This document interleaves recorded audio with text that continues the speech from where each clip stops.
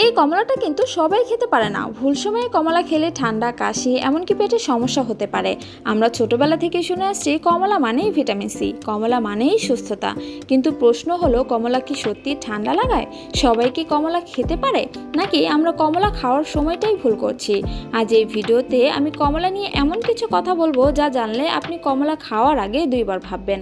কমলা আসলে কী ধরনের ফল? কমলা হলো সাইট্রাস জাতের ফল।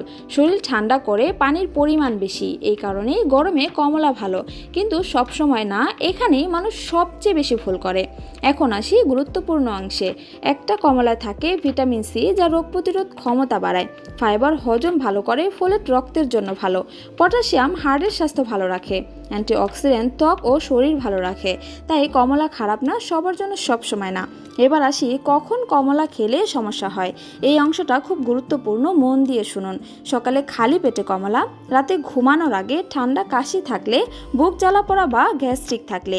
এই সময়ে কমলা খেলে ঠান্ডা বাড়তে পারে, পরে গলা ব্যথা হতে পারে, পেটে অ্যাসিডিটি হতে পারে। তখন মানুষ বলে কমলা খেলে ঠান্ডা লাগে। এইবার ভালো দিক বলি। সকাল 10টা থেকে দুপুর 4টার মধ্যে, খাবারের কিছুক্ষণ পরে, গরমের সময় শরীর ক্লান্ত লাগলে, এই সময়ে কমলা খেলে শরীর ফ্রেশ থাকে, রোগ প্রতিরোধ ক্ষমতা বাড়ে, ত্বক উজ্জ্বল হয়।